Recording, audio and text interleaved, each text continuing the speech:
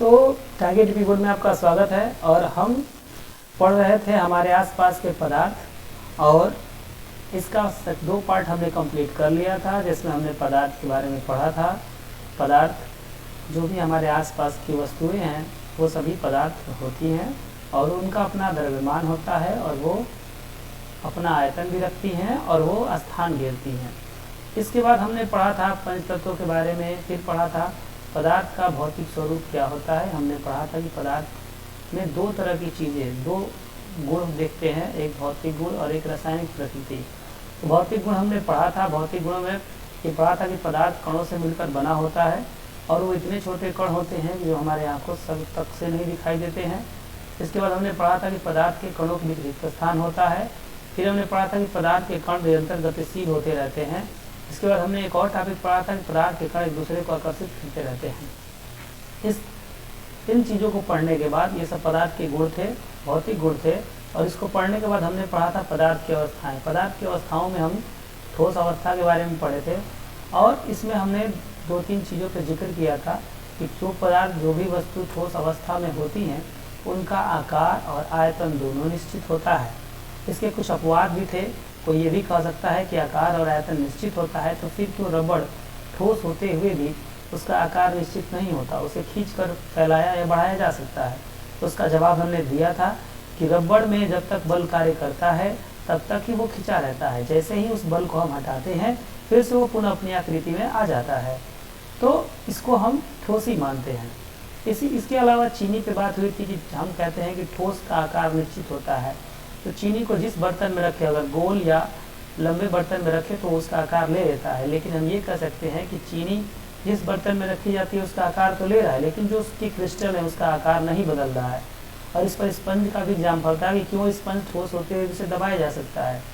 तो उसमें ये उसका तर्क ये था कि स्पंज में छोटे छोटे छिद्र होते हैं जिसे हम जब दबाते हैं, स्क्वीज करते हैं तो उसमें से गैस निकल जाती है और फिर जैसे ही हम छोड़ते हैं फिर गैस उसमें भर जाती है, जिसकी वजह से वो फिर से अपनी पुनः स्थिति में आ जाता है। इसके अलावा हमने द्रव अवस्था के बारे में पढ़ा था कि वस्तुएं द्रव अवस्था में होती हैं। तो देखिए, ठोस में जो होगा उसका आकार और आयतन दोनों निश्चित होगा। द्रव में क्या होता है, आयतन निश्चित होता है लेकिन आकार निश्चित नहीं होता। और इसमें हमने पढ़ा था कि द्रव में वस्तुओं के घुलने के कारण बहुत सारे फायदे हमको देखने को मिलते हैं। द्रव में ठोस भी घुल सकता है, जैसे चीनी को बोल सकते हैं। द्रव में द्रव भी घुल सकता है और द्रव में गैस भी घुल सकता है। इसका एग्जाम्पल सबसे बढ़िया हमने लिया था, इस नदी और तालाबों के पानी में ऑक्सीजन पहले से घुला रहता है, जिसकी वजह से उसमें रहने वाले जीव उस ऑक्सीजन की मदद से ही सांस लेते हैं और वो उसी में पानी के अंदर ही कार्बन डाइऑक्साइड छोड़ते हैं, जो फिर विसरण की प्रक्रिया द्वारा फिर से वायु में मिल जाता है। इसके बारे में भी हमने पढ़ा था। गैसीय अवस्था के बारे में हमने पढ़ा था कि गैस जो होती है इसका आकार और आयतन दोनों निश्चित नहीं होता है। इसका एग्जाम्पल हमने लिया था कि अगर एक सिरिंज में हम ऐसे ही हवा खींचे तो सिरिंज पूरी तरह से खींच लेते हैं और फिर उसके टिप पर इस रबर के कार्क वाले हिस्से को अगर हम इस पर अपनी उंगली रख के उसको ऊपर से पिस्टल वाले को दबाते हैं, यानी कि रबर का कार्क से इसको ढक्कन को, मुंह को बंद कर देते हैं, उस पिस्टल वाले को दबाते हैं तो कुछ दूर दबता है, लेकिन उसके बाद ये दबता नहीं है। ये बताता है कि गैस के पास भी कुछ ना कुछ आयतन होता है, भले वो निश्चित नहीं हो, वो भी कुछ ना कुछ जगह घेरती है। इसके अलावा हमने एलपीजी, सीएनजी के बारे में पढ़ा था कि एलपीजी जिसका इस्तेमाल हम लोग घरों में करते हैं खाना बनाने के लिए, और यहाँ तक कि अस्पतालों में, हॉस्पिटल्स में यूज होने वाला ऑक्सीजन सिलेंडर कैसे कम क्षेत्र में, यानी कि छोटे से सिलेंडर में बहुत सारा गैस भर के रखा जाता है और अपना काम लिया जाता है। तो इसका मतलब ये हुआ कि गैस को हम बहुत ज़्यादा कंप्रेस कर सकते हैं, बहुत ज़्यादा दबा सकते हैं। और इसके अलावा गैस के हवा में फैलने का भी बहुत तेज़ी से विस्तार होता है। जैसे इसका एग्जाम्पल हमने लिया था, अगर कहीं खाना बन रहा होता है या अगर हम रोड पे चल रहे हैं और समोसा दुकानदार अगर भूज रहा होता है या उसको तल रहा होता है तो हमें रोड पर भी महक आती है। चलिए, तो इसके बारे में हमने ठोस, इन तीनों अवस्थाओं के बारे में भी पढ़ा था कि ठोस, देखिए यहाँ पे तीनों का फोटो दिया हुआ है। ठोस में जो कण है वो दूर दूर हैं, आपको दूर दूर के पास पास है और इनके बीच थोड़ा भी जगह नहीं है। द्रव में देखेंगे तो द्रव में जो कण है वो थोड़े उनमें स्पेस हैं और गैस में बहुत सारा स्पेस है। अच्छा, ठोस के जो कण होते हैं वो थोड़ा धीरे धीरे गति करते हैं द्रव के जो कण होते हैं वो थोड़ा फास्ट करते हैं और गैस के जो कण होते हैं वो बहुत तेज गति करते हैं। अब हम पढ़ने वाले थे कि पदार्थ अपनी अवस्था बदलता है। तो इसके बारे में हमने पढ़ा था कि हाँ, पदार्थ अपनी अवस्थाएं बदलते हैं, ठोस से द्रव में और द्रव से गैस में। इसका सबसे बेहतर एग्जाम्पल था पानी। पानी जो होता है, जो बर्फ की अवस्था में होता है, फिर उसे गर्म करते हैं तो जल की अवस्था में बदलता है, और फिर से अगर उसे गर्म कर देते हैं तो वो जलवाष्प में परिवर्तित हो जाता है। यानी कि ताप के प्रभाव से वस्तुएं अपना अवस्था बदल सकती हैं। इसमें हमने पढ़ा था कि ठोस का तापमान बढ़ाने पर उसके अंदर गतिज ऊर्जा बढ़ जाती है, और गतिज ऊर्जा बढ़ने के कारण उसके कण और तेजी से कंपन करते हैं, और तेजी से कंपन करने के कारण एक ऐसी स्थिति आती है कि उसके कणों के बीच का आकर्षण बल टूट जाता है और वो कण दूर दूर हो जाते हैं, और इस प्रकार वो अपनी इस अवस्था जो पहले ठोस की थी उसे बदलकर द्रव में बदल जाते हैं। तो इसके इसी पर डिफिनेशन था कि जिस तापमान पर ठोस पिघलकर द्रव बन जाता है वो गलनांक कहलाता है। यानी कि किसी हर पदार्थ का गलनांक अलग अलग होता है। लोहे का गलनांक अधिक होगा, पानी का गलनांक कम होगा, क्योंकि लोहे के कणों को ऊर्जा देकर तोड़ना आसान नहीं है, लेकिन पानी के कणों को ऊर्जा देकर तोड़ना आसान है। इस दुनिया में हर चीज़ अपनी अवस्थाएं बदलती हैं, बस अंतर ये करता है कि सबका गलनांक अलग अलग है, और उनको उनके गलनांक के हिसाब से हमें उन्हें तापमान देना पड़ता है। किसी ठोस का गलनांक उसके कणों के बीच आकर्षण बल की ताकत को बताता है। अगर लोहे का गलनांक उच्च है तो इसका मतलब लोहे के परमाणु या छोटे छोटे पदार्थ के कणों के बीच आकर्षण बल बहुत अधिक है, जिसको तोड़ने के लिए हमें बहुत ऊर्जा चाहिए। और पानी लोहे की अपेक्षा जल्दी से पिघल जाता है। इसका मुख्य कारण ये है कि उसके अणुओं के बीच, उसके जो छोटे छोटे परमाणु होते हैं, उनके बीच आकर्षण बल कम है। उसे थोड़ी सी ऊर्जा ही देने पर वो क्या हो जाता है, टूट जाता है। इसके बाद हमने पढ़ा था कि बल्ब का गलनांक जो होता है वो 273 केल्विन होता है। वह तापमान जिस पर बर्फ पिघलकर द्रव में बदल जाता है उसे उसका गलनांक कहते हैं। तो हम पढ़ चुके हैं। और किसी भी ठोस को गलने की प्रक्रिया में तापमान समान रहता है। अगर किसी ठोस वस्तु को हम गलाते हैं तो उसका तापमान सेम रहेगा, लेकिन कुछ देर और अगर उसके अंदर उष्मा प्रवाहित होगी तो वो उसके अंदर जो है उसकी अवस्था ठोस से गैस, उस ठोस से द्रव में बदल गया, और जब उसमें उष्मा देते जाएंगे तो उसको छिपा के अवशोषित करती जाएगी।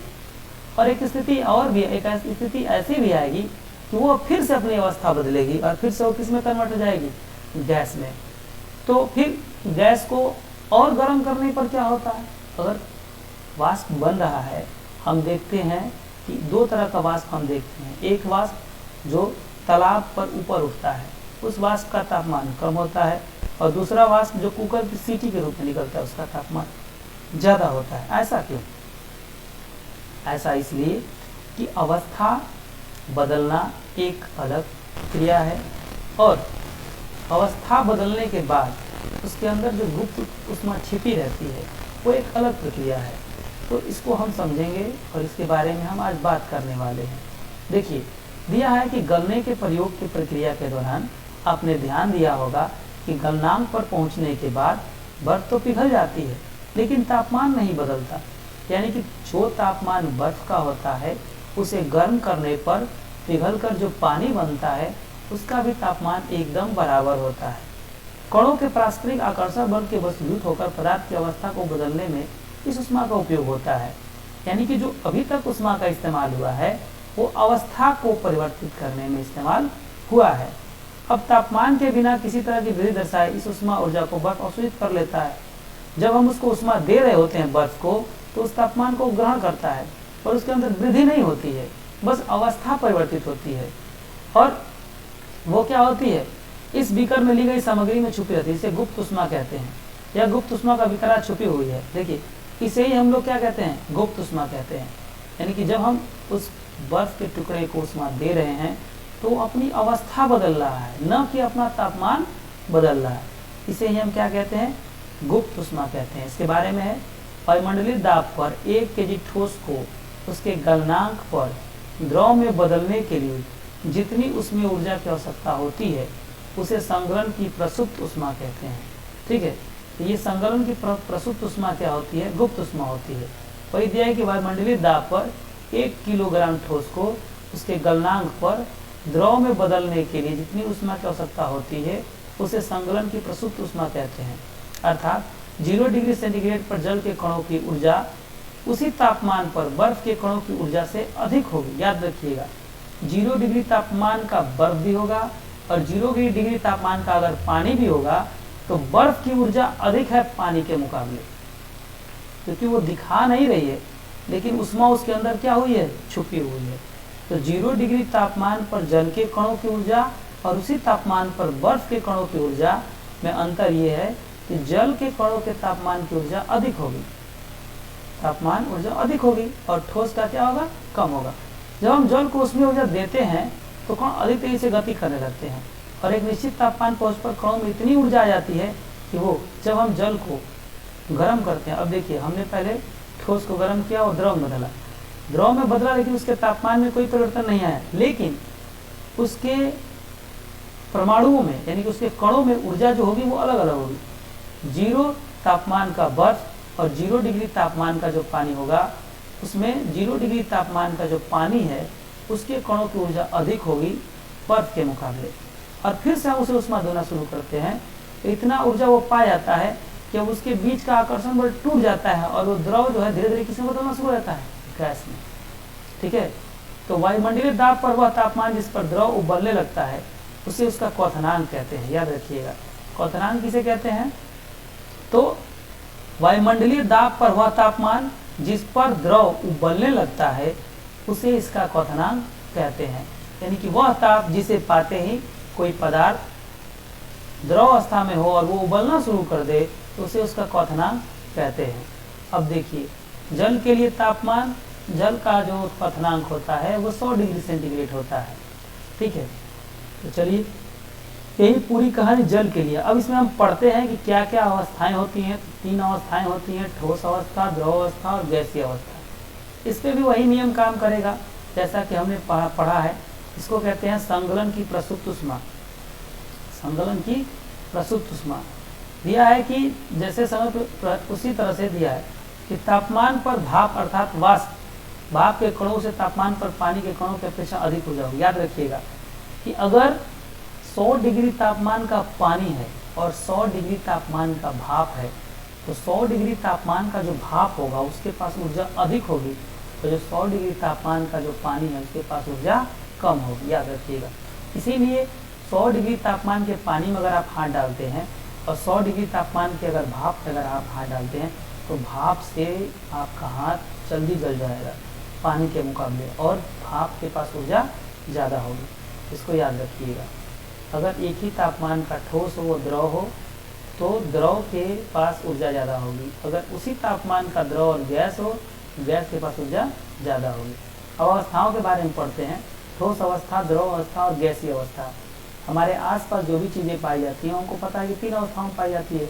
अगर ठोस अवस्था को उष्मा देंगे तो द्रव अवस्था में बदलेगा, द्रव अवस्था को उष्मा देंगे तो वो गैस अवस्था में बदलेगा, और अगर गैस अवस्था को ठंडा करेंगे तो फिर वो द्रव में बदलेगा और द्रव को ठंडा करेंगे तो फिर से ठोस में बदलेगा, और इसी तरह से प्रक्रिया चलती रहती है। ये था उष्मा का प्रभाव।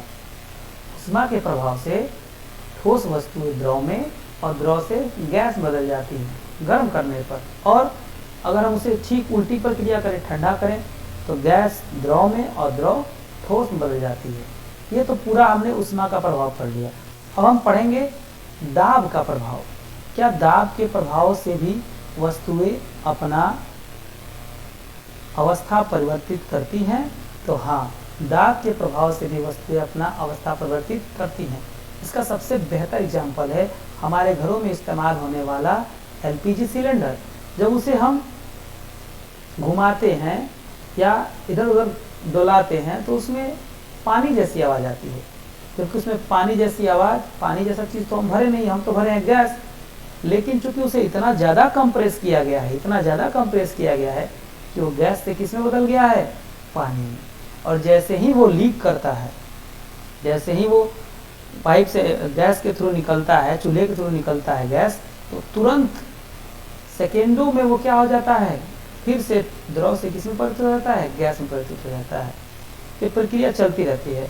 आपने CO2 के बारे में पढ़ा होगा, CO2 गैस जिसका इस्तेमाल हम लोग आग बुझाने के लिए करते हैं, इसका ड्राई आइस भी मिलता है। देखिए फिल्मों में और फिल्मों के गानों में जो है इसका बहुत इस्तेमाल होता है।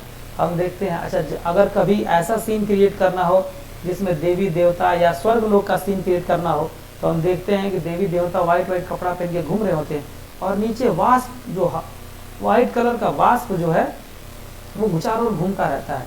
तो वास्तव में वो कार्बन डाइऑक्साइड है जिसे हम ड्राई आइस कहते हैं। वो हल्का हल्का पिघलता है जिसकी वजह से वैसा रंग निकलता है। ठीक है, तो अब आइए इसके बारे में भी जानते हैं, ठोस, द्रव और गैस। ठीक, अगर ठोस तापमान पाकर द्रव में बदले तो उसे संगलन कहते हैं, और अगर द्रव तापमान पाकर द्रव को तापमान देते हैं तो गैस बन जाता है। इसको हम लोग कहते हैं द्रव का गैस में बदलना, वाष्पीकरण। याद रखिएगा, ठोस का द्रव में बदलना कहलाता है संगलन, द्रव का गैस में बदलना कहलाता है वाष्पीकरण, और अगर ठोस से डायरेक्ट गैस बन जाए इसे ऊर्ध्वापातन कहते हैं। ये तो सीधी प्रक्रिया है, ठोस से द्रव संगलन, द्रव से गैस वाष्पीकरण, और ठोस से गैस ऊर्ध्वापातन। और ठीक उल्टी प्रक्रिया चलते हैं, अगर ठोस से गैस हो या गैस से ठोस हो, दोनों को क्या कहते हैं, ऊर्ध्वपातन कहते हैं। अगर द्रव ठंडा होकर ठोस बदले तो इसे हम कहते हैं जमना, और गैस ठंडा होकर द्रव बदले तो इसे हम कहते हैं संघनन। ठीक है, ये पूरी प्रक्रिया है। अब चलिए एक विशेष टॉपिक है जिसको हम लोग कहते हैं वाष्पीकरण। आइए इसके बारे में समझते हैं कि वाष्पीकरण क्या होता है। बस उसके बाद ये चैप्टर समाप्त हो जाएगा। वाष्पीकरण को अच्छी तरीके से समझिए। देखिए, पदार्थ की अवस्था बदलने के लिए हमें ऊष्मा देना पड़ता है या दाब की मात्रा बढ़ानी या घटानी पड़ती है। ठीक है, इसके बारे में हमने पढ़ा था कि जल को खुला छोड़ दें तो धीरे धीरे वो वाष्प बदल के क्या हो जाता है, गायब हो जाता है। सेम अगर गीले कपड़े को हम धूप में सुखा देते हैं तो धीरे धीरे उसमें से पानी क्या हो जाता है, गायब हो जाता है। इसका मतलब का पानी गया कहाँ। अच्छा, गर्मी के दिनों में कपड़े जल्दी सूख जाते हैं और ठंडी के दिनों में कपड़े धीरे सूखते हैं। इसके पीछे सबसे बड़ा कारण ये है कि गर्मी के दिन में हमारे वातावरण में जल वाष्प की कमी होती है और वो कपड़ों में से जल वाष्प ज़्यादा मात्रा में निकलता है जिसको वायुमंडल ले लेता है। और वही ठंडी या बरसात के दिन में हमारे आसपास जल वाष्प की मात्रा अधिक होती है, इसको कपड़े में से जल वाष्प निकलता नहीं है, धीरे धीरे निकलता है। इसीलिए कपड़े में क्या, कपड़े को सूखने में क्या लगता है, टाइम लगता है। अब दिए इसमें देखो टॉपिक भी दिया है कि वाष्पीकरण को कौन कौन सी चीज़ें प्रभावित करती हैं। तो सबसे बड़ी चीज़ याद रखिएगा कि वाष्पीकरण, अगर हम ग्लास में दूध लें और कटोरे में दूध लें और थाली में दूध लें, एक हमारे पास ग्लास है, एक थाली है और एक कटोरा है, तो सबसे पहले किसमें का दूध ठंडा होगा, सबसे पहले दूध ठंडा होगा किसमें का, थाली में का, और सबसे लास्ट में होगा ग्लास का। क्यों? क्योंकि अगर सतह का क्षेत्रफल हम बढ़ा देते हैं, एरिया बढ़ा देते हैं, तो वाष्पीकरण की प्रक्रिया क्या होती है, तेज हो जाती है। इसीलिए हम धूप में कपड़ा फैला के रखते हैं। अगर सिकोड़ के रखें तो भी सूखेगा, लेकिन सूखने में टाइम लगाएगा, लेकिन अगर उसको हम फैला के रखते हैं तो वो आसानी से जल्दी सूख जाता है। इसका मतलब वाष्पीकरण का सबसे बड़ा प्रभाव होता है कि उसके सतह का क्षेत्रफल बढ़ाना होगा। ठीक है। तापमान, दूसरा है तापमान में वृद्धि। तापमान में वृद्धि यानी कि तापमान बढ़ने पर कणों को ज़्यादा गतिज ऊर्जा मिलती है और जिससे वो जल्दी से वाष्पीकृत हो जाते हैं। यानी कि तापमान बढ़ेगा तो वाष्पीकरण की प्रक्रिया भी क्या होगी, तेज होगी। आर्द्रता, आर्द्रता का मतलब होता है हमारे वायुमंडल में वाष्प की मात्रा, अगर हमारे वायुमंडल में जल वाष्प की मात्रा ज़्यादा रहेगी तो वाष्पीकरण धीरे होगा, और जल वाष्प की मात्रा अगर कम रहेगी तो वाष्पीकरण तेजी से होगा। इसीलिए गर्मी में हमारे वायुमंडल की आर्द्रता कम हो जाती है, जिसकी वजह से वाष्पीकरण की प्रक्रिया तेज हो जाती है। और ठीक उसके उलट बरसात के दिनों में और सर्दी के दिनों में, ठंडी के दिनों में, अधिकतर बरसात के दिन में ये समस्या देखने को मिलती है कि हमारे वायुमंडल की आर्द्रता बढ़ जाती है, जिसकी वजह से कपड़ों को सूखने में टाइम लगता है। और तीसरी चीज़ है वायु की गति। हम कभी भी कोई भी चीज़, खाने वाली चीज़ या कोई भी चीज़ अगर ठंडा करना होता है तो हम उसको फूंकते हैं। फूंकते इसलिए हैं कि वहाँ से जो गुजरने वाली हवा हो तेज़ी से बहे, और तेज़ी से वहाँ से हवा निकलेगी तो अपने साथ जलवाष्प के कणों को लेकर उड़ जाएगी, जिसकी वजह से आसपास जलवाष्प की मात्रा घट जाएगी और फिर से जलवाष्प जो है गर्म चीज़ों में से निकलेगा।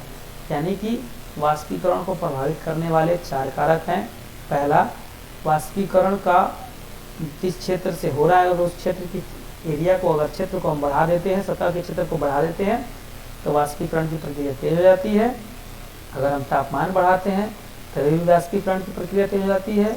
अगर हमारे वायुमंडल में जल वाष्प की मात्रा कम रहती है तो वाष्पीकरण की प्रक्रिया तेज हो जाती है। और चौथा कंडीशन है कि अगर वायु की गति बढ़ा देते हैं तो भी वाष्पीकरण की प्रक्रिया तेज हो जाती है। यानी कि अगर तेज हवा चलेगा तो जल्दी से वाष्पीकरण की प्रक्रिया होगी। अच्छा, वाष्पीकरण के कारण शीतलता कैसे होती है? जब हम एसीटोन, एक प्रकार का लिक्विड होता है, अगर उसको अपने हथेली पे गिराएं तो वहाँ पे ठंड जैसा महसूस होता है। ऐसा क्यों? यही नहीं, एसीटोन का इस्तेमाल हम लोग नाखून में नेल पॉलिश को हटाने के लिए करते हैं। अगर उसको अगर कहीं स्किन पे टच करता है तो हमें वहाँ ठंडा लगता है। कारण क्या है? हमारे शरीर का तापमान 37 डिग्री है, जो कि हमेशा बना रहता है। उसका घटना बढ़ना जो है वो बीमारी का द्योतक है। अगर शरीर का तापमान घट रहा है तभी भी आप बीमार पड़ जाते हैं, और बढ़ रहा है तभी बीमार पड़ जाते हैं। यानी कि हमारे पूरे बॉडी का तापमान 37 डिग्री हमेशा रहता है। जब हम एसीटोन को अपने स्किन पे लगाते हैं या कहीं भी अपने शरीर के पार्ट में लगाते हैं तो वहाँ का जो तापमान होता है, वहाँ का भी 37 डिग्री तापमान है। तो वो एसीटोन क्या करता है, वहाँ जो उष्मा लेके उड़ जाता है। अब वहाँ पे 37 डिग्री तापमान फिर से बनने में थोड़ा टाइम लगता है, और जब तक वहाँ पर तापमान नहीं बन पाता है, शरीर के और हिस्सों का तापमान तो उतना ही है, लेकिन जहाँ पर एसीटोन गिरा है वहाँ का तापमान कम हो गया। इस वजह से हमें वहाँ क्या लगती है? ठंडा लगता है। अच्छा, एक और इसमें है कि तेज धूप वाले गर्म दिन के बाद लोग अपनी छत या खुले स्थान पर जल छिड़कते हैं। क्यों छिड़कते हैं? ताकि जो उनका छत गर्म हुआ है वो उसमें पानी छींटने से वो उसकी गर्मी वाष्प बन के उड़ जाएगी, और जिसकी वजह से उसे क्या लगेगा? ठंडा लगेगा। छत ठंडा होगा तो रूम भी ठंडा होगा। ये भी सलाह देते हैं गर्मी में वैसा सूती कपड़ा पहने। ऐसा क्यों? ऐसा इसलिए कहा जाता है कि अगर गर्मी में हम सूती कपड़ा पहनते हैं तो हमें पता है कि अगर शरीर का तापमान ज़्यादा बढ़ता है तो शरीर पसीना निकालना लगता है। शरीर पसीना ऐसे निकालता है कि शरीर के तापमान को कंट्रोल करे, और अगर हम सूती कपड़ा पहनेंगे तो वो पसीना जो है सूती कपड़ा सोख लेगा, जिसकी वजह से हमारा शरीर जो होता है ठंडा का अनुभव करता है। तो ये सारी प्रक्रियाएं हैं। देखिए, इसमें कुछ बातें और हैं। अब वैज्ञानिकों ने बहुत सारे पदार्थ की अवस्थाओं के बारे में चर्चा किया था, क्योंकि हम लोगों का सिलेबस क्लास 9 का है, इससे अपने सिलेबस के हिसाब से पढ़ेंगे। लेकिन कुछ चीज़ें और जान जाते हैं कि वैज्ञानिकों ने पदार्थ की 5 अवस्थाओं के बारे में बात किया था, जिसमें हम लोगों ने ठोस, द्रव, गैस तो पढ़ा है। इसके अलावा भी 2 अवस्थाएं हैं, बोस आइंस्टाइन कंडेंसेट, और एक और अवस्था है प्लाज्मा। देखिए, प्लाज्मा अवस्था क्या है? इस अवस्था में कण अत्यधिक ऊर्जा वाले और अत्यधिक उत्तेजित होते हैं। ये कण आयनीकृत गैस के रूप में होते हैं। फ्लोरोसेंट ट्यूब और नियान बल्ब में प्लाज्मा होता है। नियान बल्ब के अंदर नियान गैस और फ्लोरोसेंट ट्यूब के अंदर हीलियम या अन्य कोई गैस होती है। विद्युत ऊर्जा प्रवाहित होने पर यह गैस आयनीकृत यानी आवेशित हो जाती है, और आवेशित होने से ट्यूब और बल्ब का जो चमक होता है वो बहुत बढ़ जाता है। और गैस के स्वभाव के अनुसार प्लाज्मा में एक विशेष रंग की चमक होती है। प्लाज्मा के कारण ही सूर्य और तारे भी चमक होते हैं। उस तापमान के कारण ही तारों में प्लाज्मा बनता है। याद रखिएगा, जो तारे होती हैं, तारों में जो चमक दिखती है वो प्लाज्मा की वजह से होती है, और प्लाज्मा जो होता है वो ज़्यादा तापमान पर ही बनता है। इसके अलावा एक और स्टेट है बोस आइंस्टाइन कंडेंसेट। इसको आपको बस जान लेना है, क्योंकि आपके सिलेबस से बाहर है, ये सब आपके सिलेबस में है नहीं, और जानकारी के लिए दे चुका है। अगर आपसे पेपर में पूछेगा भी तो सिर्फ इसका नाम पूछेगा। दिया है कि बोस आइंस्टाइन कंडेंसेट क्या होता है। 1920 में भारतीय वैज्ञानिक जो सत्येंद्रनाथ बोस थे, उन्होंने पदार्थ के 5वीं अवस्था के लिए कुछ गणनाएं की थी। इन गणनाओं के आधार की पुष्टि जो थी अल्बर्ट आइंस्टाइन ने की थी, भविष्यवाणी की। अल्बर्ट आइंस्टाइन ने इसकी भविष्यवाणी की थी, जिसको बोस आइंस्टाइन कंडेंसेट ने क्या कर दिया था? प्रूफ कर दिया था। 2001 में अमेरिका के एरिक कॉर्नेल और वुल्फगैंग केटले और कार्ल ई वेमन को बोस आइंस्टाइन कंडेंसेट की अवस्था प्राप्त करने के लिए भौतिक में नोबेल पुरस्कार से भी सम्मानित किया गया है। ये नोबेल पुरस्कार उसी को दिया जाता है जो उस क्षेत्र का सबसे माहिर या उस क्षेत्र का सबसे प्रगाढ़ विद्वान होता है। तो इस 5वीं अवस्था को खोज करने के लिए, जिसको बोस आइंस्टाइन कंडेंसेट की अवस्था कहते हैं, भौतिक का नोबेल पुरस्कार दिया गया है अमेरिका के वैज्ञानिकों को 2001 में। इसमें एक का नाम है एरिक एल कॉर्नेल, और एक का नाम है वुल्फगैंग केटले, और एक और है कार्ल ई वेमन। ठीक है, इनको नोबेल पुरस्कार दिया गया था। और सामान्य वायु के घनत्व के 1,00,000वें भाग जितने कम घनत्व वाली गैस को बहुत कम तापमान पर ठंडा करने से BEC तैयार हुआ। सोचिए, बोस आइंस्टाइन कंडेंसेट जो तैयार हुआ था तो कैसे तैयार किया गया था?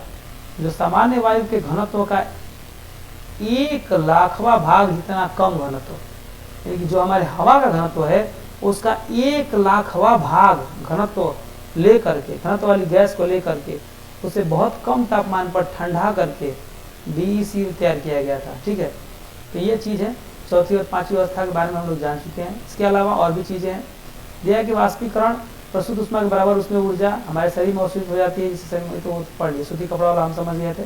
अब बर्फीले जल से भरे गिलास, हाँ एक चीज़ और हम लोग को एक घटना और देखने को मिलती है कि अगर ग्लास में बर्फ़ रख देते हैं और ग्लास को ढक देते हैं, या कोई भी डब्बा ले लें पानी का, जो फ्रिज में हम बोतल रखते हैं वो तो पूरी तरह से पैक होता है, बर्फ़ तो अंदर है, फिर भी अगर पानी का बोतल हम कहीं बाहर रख देते हैं तो क्यों उसके आसपास पानी के ड्रॉपलेट्स हमें दिखते हैं?